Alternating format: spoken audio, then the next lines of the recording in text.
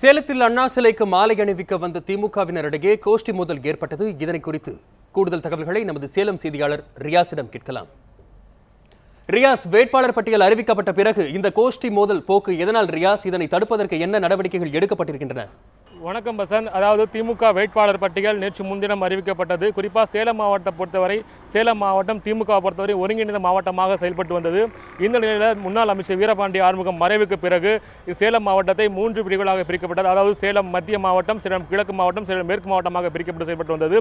இதில் வீரபாண்டி ஆதரவாட்கள் உறுப்பினராகவும் ஸ்டாலின் ஆதரவாட்கள் ஒரு பிரிவுகளாக தொடர்ந்து செயல்பட்டு வந்தனர். இந்த நிலையில் நேற்று முன்தினம் இந்த திமுக தொகுதியில் போட்டியிடும் வேட்பாளர் பட்டியல் அறிவிக்கப்பட்டது. இந்த நிலையில் இந்த கோஷ்டி பூசலுக்கு முற்றுக்கட்டை அளிக்கும் வகையில் வீரபாண்டியார் ஆதரவாட்களுக்கும் ஸ்டாலின் ஆதரவாட்களுக்கும் சமமான எண்ணிக்கையில் வேட்பாளர்கள் அறிவிக்கப்பட்டிருந்த நிலையில் இந்த நிலையில் இன்னைக்கு மத்திய மாவட்ட திமுக சார்பாக சேலம் பழைய பேருந்து நிலையம் இருக்க அண்ணா சிலைக்கு முன்பாக 4 வேட்பாளர்கள், அதாவது குறிப்பாக சொல்லப்போனால் சேலம் தெற்கு தொகுதி மத்திய மாவட்ட செயலாளர் ராஜேந்திரன் தலைமையிலும் அவர் மேற்கு தொகுதியில் போட்டியிடார். இதே போல் தெற்கு தொகுதியில் போட்டியிடும் குணசேகர் மற்றும் ஓமலூர் தொகுதியில் போட்டியிடும் அம்மாசி, மேற்கு தொகுதியில் போயிட்டு பன்னீர்செல்வம், அதாவது முன்னாள் துணை மேயராக இருக்கிற பன்னீர்செல்வம் ஆகியோர் அண்ணா சிலைக்கு மாலை அணிவிக்க வந்தனர். இந்த நிலையில் அதாவது ஸ்டாலினுடைய ஆதரவாட்கள் திமுக தலைவர் கருணாநிதியும் ஸ்டாலின் அவர்களுக்கும் வாழ்த்தி கோஷங்களை எழுப்பினர். இதில் வீரபாண்டி ஆதரவாட்கள் உறுப்பினர் வீரபாண்டியார் வாழ்க என கோஷங்களை எழுப்பினர். இதற்கு ஸ்டாலின் ஆதரவாட்கள் எதிர்ப்பு கிளவே இருவருக்கே தள்ளுமுள்ளு ஏற்பட்டது. இந்த தள்ளுமுள்ளு மோதலாக மாறியது. ஒருவர் மாறி மாறி தாக்கி கொண்ட சம்பவம் இந்த அண்ணா சிலைக்கு முன்பாக பெரும் பரபரப்பை ஏற்படுத்தியது. வசந்த், இதனால் ரியாஸ், திமுகவின் பெயருக்கு களங்கம் ஏதேனும் ஏற்பட்டிருக்கிறதா? தேர்தல் முடிவுகளில் இது எதிரொலிக்கும் என்றும் கூட எதிர்பார்க்கப்படுகிறதா ரியாஸ்? வசந்த், நான் முன்பே சொன்ன மாதிரி, அதாவது கடந்த பல ஆண்டுகளாகவே இரு பிரிவுகளாக சேலம் மாவட்டத்தை பொறுத்த வரைக்கும் திமுகவினர் செயல்படுத்தி வந்தனர். இந்த நிலையில் இந்த தேர்தலில் இந்த கோஷ்டி பூசல் பாதிக்காத வகையில்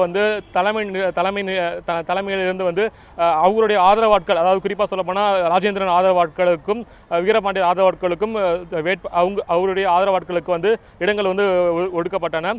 இந்த நிலையில் இந்த மாலை அணிவிக்கும் சம்பவத்தில் இந்த திடீர் கோஷ்டி முதல் ஏற்பட்டது. தலைமையகத்தில் இருந்து தொண்டர்களை திருப்திப்படுத்துவதற்காக அவருடைய ஆதரவாட்கள் வேட்பாளராக அறிவிக்கப்பட்டனர். இந்த நிலையில் அதே போல் சேலம் கெங்கவள்ளி தொகுதியில் அறிவிக்கப்பட்டுள்ள திமுக வேட்பாளர் ரேகா பிரியதர்ஷினிக்கும் எதிர்ப்பு வலுத்து இருக்குது. நேற்று உறுப்பினர், அதாவது முன்னாள் சட்டமன்ற உறுப்பினர் சின்னதுரை ஆதரவாட்கள் முன்னாள் சேலம் மாநகராட்சி மேயராக இருக்கின்ற ரேகா பிரியதர்ஷினி கெங்கவள்ளி தொகுதியில் போட்டியிடுகிறார். இவருக்கும் அந்த பகுதியில் எதிர்ப்பு கிளம்பியுள்ளது. இந்த நிலையில் இன்று மத்திய மாவட்ட செயலாளர் ராஜேந்திரன் முன்னிலையிலே ஒரு கோஷ்டி பூசலாக வெடித்து மோதலாக மாறியுள்ளது. அதாவது திமுக தலைமையகம் ஏற்கனவே அவர்களை கூப்பிட்டு கண்டித்து ஒற்றுமையாக செயல்பட வேண்டும் அறிவித்த இந்த நிலையில் தொடர்ந்து தற்போது இந்த கோஷ்டி பூசல் வெடித்தது திமுகவினரையே வெறும் பரபரப்பு ஏற்படுத்தியிருக்கு.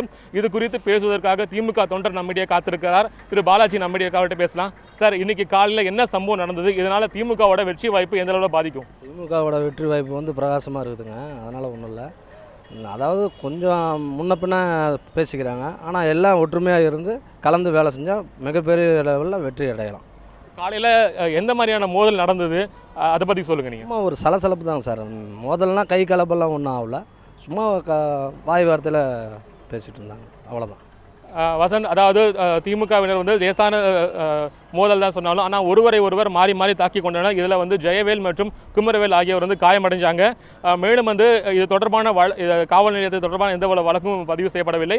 மேலும் இது குறித்து சமாதானமாக பேசுவதற்கு தற்போது திமுக அலுவலகத்தில் பேச்சுவார்த்தை நடைபெற்று வந்திருக்கு. வசந்த், ரியாஸ், சேலத்தில் திமுக கோஷ்டி மோதல் பற்றிய தகவல்கள் விளக்கியமைக்கு நன்றி ரியாஸ்.